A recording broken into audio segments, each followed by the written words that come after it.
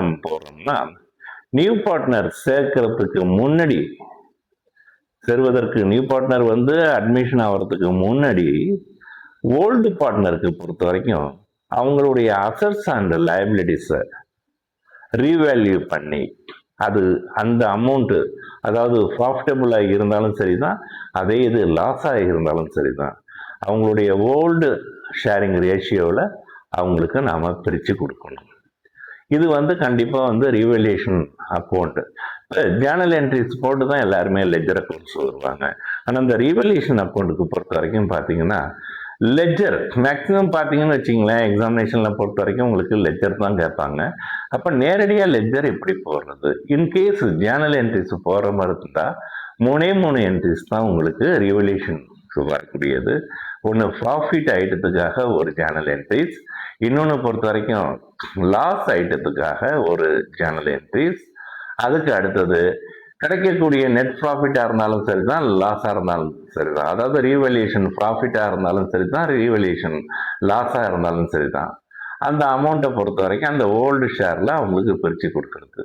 இதுதான் வந்து இந்த ரீவேல்யூஷன் அக்கௌண்ட்டை நம்ம போடக்கூடியது. இப்போ அந்த ரீவேல்யூஷன் லெஜர் அக்கௌண்ட்ஸை பற்றி நான் உங்களுக்கு எக்ஸ்பிளைன் பண்ணுறேன் பாருங்க. இன் ரீவேல்யூஷன் லெஜர் அக்கௌண்ட், இப்போ ரீவேல்யூஷன் அக்கௌண்ட் லெஜர் அக்கௌண்ட்ஸ் போடுறீங்க, டெபிட் சைடு அதே மாதிரி கிரெடிட் சைடு. டெபிட் சைடில் பொறுத்த வரைக்கும், அதாவது முதல்ல கிரெடிட் சைடு சொல்லிக்கிறேன். கிரெடிட் சைடில் பார்த்தீங்கன்னா பை ப்ராஃபிட் ஐட்டம்ஸ், அதாவது லாபகரமாக இருக்கணும் பார்ட்னருக்கு, அதாவது ஓல்டு பார்ட்னருக்கு பொறுத்த வரைக்கும் ப்ராஃபிட்டபுளாக இருந்தால் அது எங்கே போடணும்னா ரீவேல்யூஷன் அக்கௌண்ட்டில் கிரெடிட் சைடில் இங்கே எழுதியிருப்பேன் பாருங்களேன். Increase the value of assets and decrease the value of liabilities. அசட்ஸினுடைய மதிப்பு வந்து அதிகரித்தா பார்ட்னருக்கு பொறுத்த வரைக்கும் லாபகரம். அதே மாதிரி லைபிலிட்டிஸ் ஐட்டம்ஸ் வந்து மதிப்பு குறைஞ்சதுன்னா பார்ட்னர்ஸுக்கு பொறுத்த வரைக்கும், அதாவது ஓல்டு பார்ட்னர்ஸுக்கு பொறுத்த வரைக்கும் அதுவும் ப்ராஃபிட்டபிள் ஐட்டம்ஸ். அது வந்து நம்ம சம்மு போடும் போது அவங்க கொடுத்துருக்க அந்த அட்ஜஸ்ட்மெண்ட்ஸை வச்சு உங்களுக்கு சொன்னோன்னா இன்னும் நல்லா புரியும் உங்களுக்கு. அதுக்கு அடுத்தது டெபிட் சைடில் பார்த்தீங்கன்னு வச்சுங்களேன், 2 லாஸ் ஐட்டம்ஸ். லாஸ் ஐட்டம்ஸ் பொறுத்த வரைக்கும் பார்த்தீங்கன்னா அப்படியே இதுக்கு அப்படியே opposite, decrease the value of assets. அசட்ஸினுடைய மதிப்பு குறைஞ்சி போனதுன்னா பார்ட்னருக்கு பொறுத்த வரைக்கும் லாஸ். அந்த மாதிரியான ஐட்டம்ஸ் வந்து எங்கே வரணும்னா டெபிட் சைடில். அதே மாதிரி லைபிலிட்டிஸ் ஐட்டம்ஸ் வந்து இன்க்ரீஸ் ஆனதுன்னு வச்சுங்களேன், அதுவும் வந்து பார்ட்னருக்கு பொறுத்த வரைக்கும் லாஸ். நீங்கள் வந்து உதாரணம் கேட்கலாம், லைபிலிட்டிஸ் ஐட்டம் எப்படி இன்க்ரீஸ் ஆகுறது, ஒரு எக்ஸாம்பிள் சொல்லுங்க.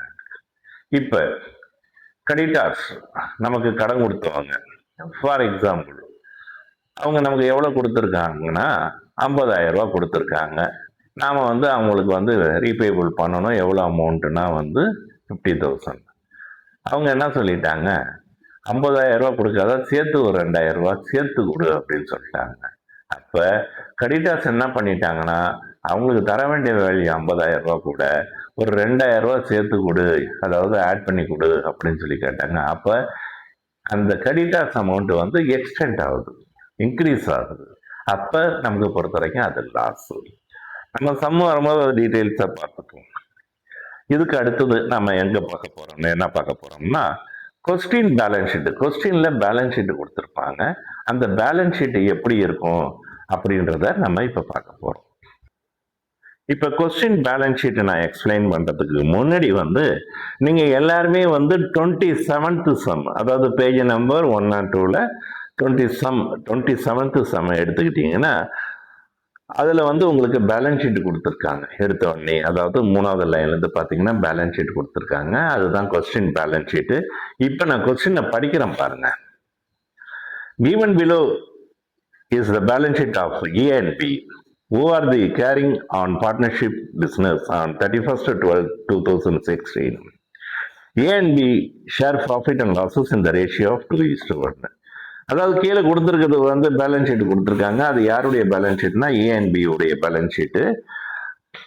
அவங்களுடைய பேலன்ஸ் ஷீட் பிஸ்னஸ் பொறுத்த வரைக்கும் வந்து எப்போ உள்ளதுன்னா வந்து 31st December 2016 உள்ளது. A and B ஷேர் எப்படி பிரித்து எடுத்துக்கிறாங்கன்னா வந்து 2:1 ரேஷியோவில் பிரித்து எடுத்துக்கிறாங்க.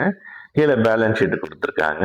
பேலன்ஸ் ஷீட்டில் மெயினாக நம்ம வந்து என்னென்னா லைபிலிட்டிஸ் பொறுத்த வரைக்கும் பார்த்தீங்கன்னா லெஃப்ட் ஹேண்ட் சைடு தான் லைபிலிட்டிஸ், அதே மாதிரி ரைட் ஹேண்ட் சைடு அசட்ஸு.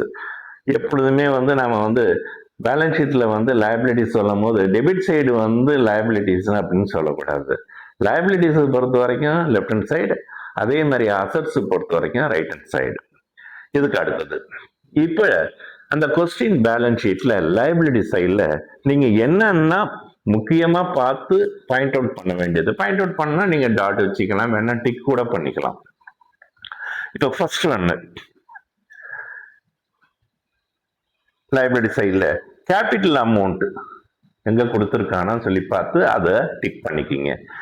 யாருடைய கேபிட்டல் அமௌண்ட் இருக்க போகுதுன்னா வந்து இந்த ஓல்டு பார்ட்னருடைய கேபிட்டல் அமௌண்ட் தான் இருக்க போகுது. ஏபியினுடைய கேபிட்டல் அமௌண்ட் நான் இங்கே ஒரு எக்ஸாம்பிள்ஸ் பொறுத்த வரைக்கும் ஏபியினுடைய கேபிட்டல் அமௌண்ட். நீங்கள் அதே இது 27th சம் எடுத்து வச்சிருந்தீங்கன்னா புக்கை பாருங்க, அதில் கேபிட்டல் அமௌண்ட் ஏபிக்கு லாஸ்ட்ல கொடுத்துருக்காங்க பாருங்க லைபிலிட்டி சைடில் 1,80,000 அண்ட் தென் 1,50,000 ரெண்டுத்தையும் கம்பைன் பண்ணீங்கன்னா 3,30,000 பாருங்களேன். அதை நீங்கள் வந்து ஒரு பாயிண்ட் அவுட் பண்ணி வச்சுக்கிங்க.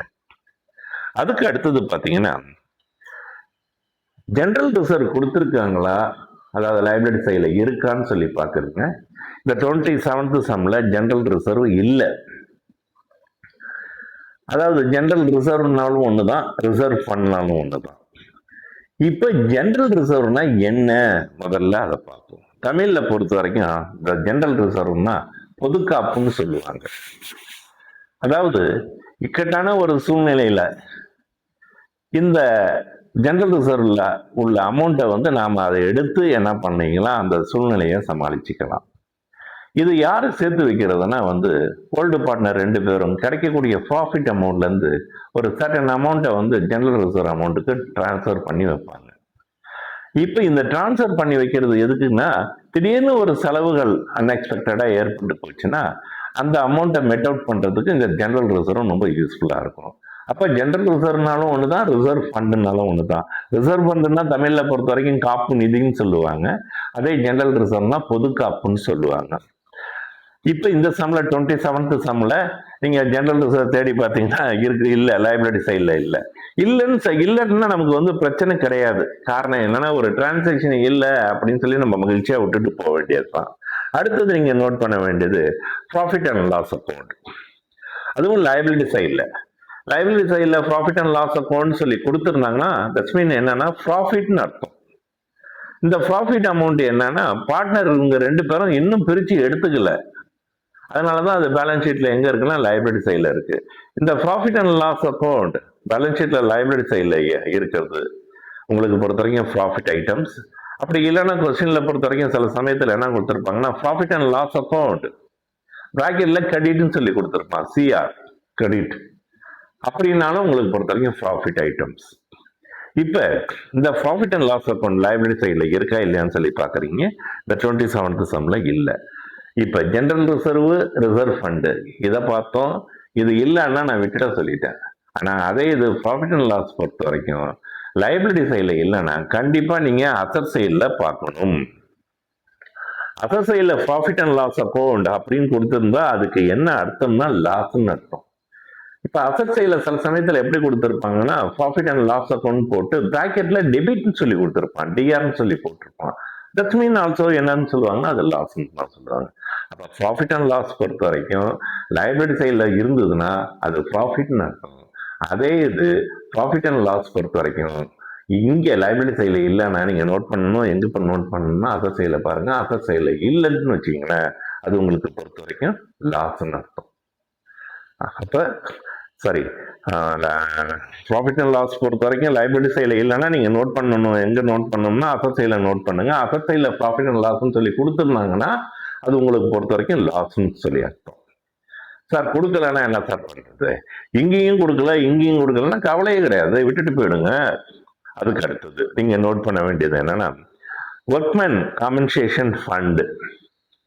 இப்ப இந்த ஃபண்டு பொறுத்த வரைக்கும் ஏன் வச்சுக்கிறாங்கன்னா நம்ம கிட்ட வேலை பார்க்குற லேபர்ஸ், ஒர்க்கர்ஸ் பொறுத்த வரைக்கும் ஏதாவது பிரச்சனைகள் ஏற்பட்டதுன்னா, வேலை பார்க்கும் போது ஏதாவது பிரச்சனைகள் ஏற்பட்டதுன்னா அவங்களுக்கு நஷ்ட ஈடு கொடுக்கணும். அதுக்காக சர்டன் அமௌண்ட்டை வந்து நம்ம என்ன பண்ணிக்கிறோம்னா சேர்த்து வச்சுக்கிட்டு வரோம். அதாவது ஜெனரல் ரிசர்வ் மாதிரி இந்த ஃபண்ட் அமௌண்ட்டையும் நம்ம சேர்த்து வச்சுட்டு வரோம்.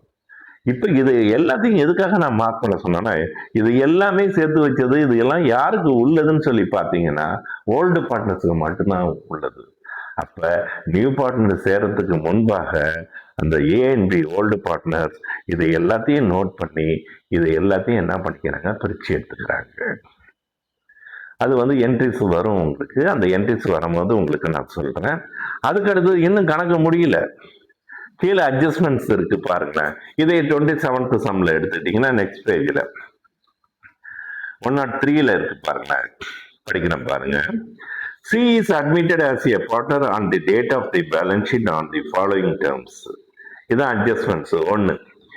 இந்த கீழே அட்ஜஸ்ட்மெண்ட்ஸ்ல தான் வந்து உங்களுக்கு பொறுத்த வரைக்கும் நியூ பார்ட்னருடைய பேர் இருக்கும்.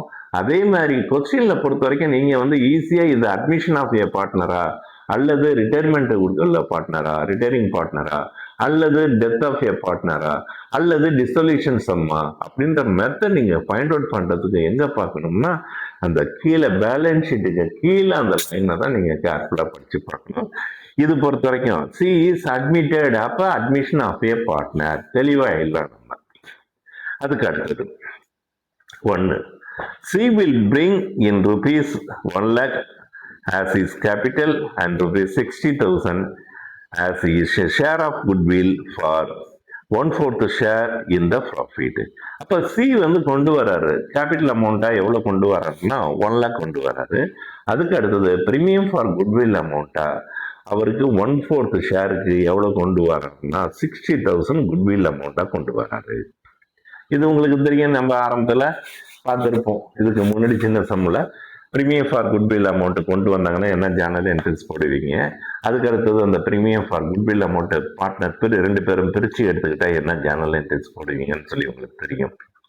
இதுக்கு அடுத்தது பார்த்தீங்கன்னா தான் இந்த ரீவல்யூஷன் அக்கௌண்ட் நான் எக்ஸ்பிளைன் பண்ண பாருங்களேன். பிக் கொஸ்டின்ஸ்ல முதல்ல வந்து ரீவல்யூஷன் அக்கௌண்ட் சொல்லிட்டு, அப்போ அந்த ரீவல்யூஷன் அக்கௌண்ட்ல வரக்கூடிய ஐட்டம்ஸ்லாம் இருக்கு பாருங்க.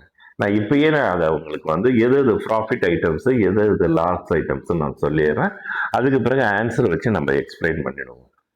Plant is to be appreciated, அப்ப பிளான்ட்டினுடைய மதிப்பு வந்து அதிகரிக்குது.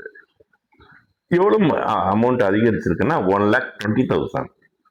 அப்ப கொஸ்டின் பேலன்ஸ் ஷீட்ல அசட் சைட்ல பிளான்ட்டுடைய வேல்யூ பாருங்க, எவ்வளவு அமௌண்ட் கொடுத்துருக்காங்க பேலன்ஸ் ஷீட்ல 1 lakh கொடுத்துருக்காங்க.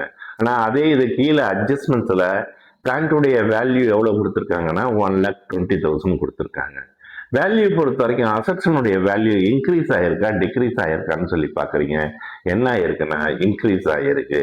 அப்ப பார்ட்னரை பொறுத்த வரைக்கும் இது ஒரு ப்ராஃபிட் ஐட்டம்ஸ். அடுத்தது பாருங்க, the value of building is to be appreciated by 10%. இப்போ இந்த இது வந்து 10% வந்து உங்களுக்கு வந்து பில்டிங் உடைய வேல்யூ வந்து அப்ரிஷியேட் ஆயிருக்குது.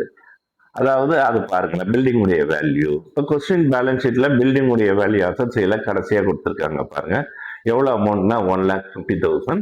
அதுல 10% சொல்லி ஃபைண்ட் அவுட் பண்ணீங்கன்னா 15,000 15,000 ரூபாய் உங்களுக்கு பொறுத்த வரைக்கும் அப்ரிஷியேட் ஆயிருக்கு. இதுவும் உங்களுக்கு பொறுத்த வரைக்கும் ஒரு ப்ராஃபிட் ஐட்டம்ஸ். அடுத்தது 3வது adjustment, stock is found over valued by rupees 4,000. ஸ்டாக்கினுடைய மதிப்பு நீங்க என்ன பண்ணிட்டீங்க 4,000 ரூபாய் அதிகரிச்சு போட்டீங்க, அது தவறு. அப்ப அந்த மதிப்பை நீங்க குறைக்கணும். இது ஒரு லாஸ் ஐட்டம்ஸ். அடுத்தது பாருங்க, a provision for bad and doubtful debts is to be created at 5% of debtors. அப்ப ப்ரொவிஷன் ஃபார் பேட் டெப்ட்ஸ் வந்து சண்டே டெப்டார்ஸ் எல்லாம் நாம வந்து கண்டுபிடிக்கணும். அதாவது தமிழ்ல பொறுத்த வரைக்கும் ஐயக்கடன், இந்த கடன் தொகையில வந்து வருமா வராதா, அதாவது 5% வருமா வராதா அப்படின்னு சொல்லி சந்தேகத்துக்கு உள்ள கடன், அதனால தான் அதை ப்ரொவிஷன் ஃபார் டவுட்ஃபுல் டெப்ட்ஸ் சொல்லுவாங்க. இப்ப பாருங்க டெப்டர்ஸ் அமௌண்ட் பாருங்க, அசட் சைட்ல டெப்டர் சண்டே டெப்டர்ஸ் அமௌண்ட் எவ்வளவு கொடுத்துருக்காங்கன்னா 60,000 கொடுத்துருக்காங்க. இதுல எத்தனை பர்சன்ட்னா 5%. அப்போ 60,000ல 5% சொல்லி ஃபைண்ட் அவுட் பண்ணீங்கன்னா எவ்வளவு அமௌண்ட்னா 3,000 rupees. அப்ப 60,000 ரூபாயில 3,000 ரூபாய் அவன் தரமாட்டேன்னு சொல்லிட்டான் டெப்டார்ஸ். அதாவது சந்தேகத்துக்கு நான் கொடுத்தாதான் கொடுப்பான், கொடுக்காருன்னா இல்லைன்னு சொல்லிவிட்டான், வராதுன்னே நினைச்சிக்கிங்க அந்த அமௌண்ட். அப்ப அது ஒரு லாஸ் ஐட்டம்ஸ். அப்ப சம்பளை பொறுத்த வரைக்கும் 2வது அட்ஜஸ்ட்மெண்ட்ஸ்ல ரெண்டுமே ப்ராஃபிட். அதாவது பிளான்ட் அண்ட் இதுவும் ப்ராஃபிட் ஐட்டம்ஸ், அதே மாதிரி பில்டிங் உடைய அமௌண்ட்டும் ப்ராஃபிட் ஐட்டம்ஸ். ஸ்டாக்குனுடைய வேல்யூ 3வது பொறுத்த வரைக்கும் ஓவர் வேல்யூ உங்களுக்கு பொறுத்த வரைக்கும் லாஸ் ஐட்டம்ஸ். அதே மாதிரி ப்ரொவிஷன் ஃபார் டவுட்ஃபுல் டெப்ட்ஸும் ஒரு லாஸ் ஐட்டம்ஸ்.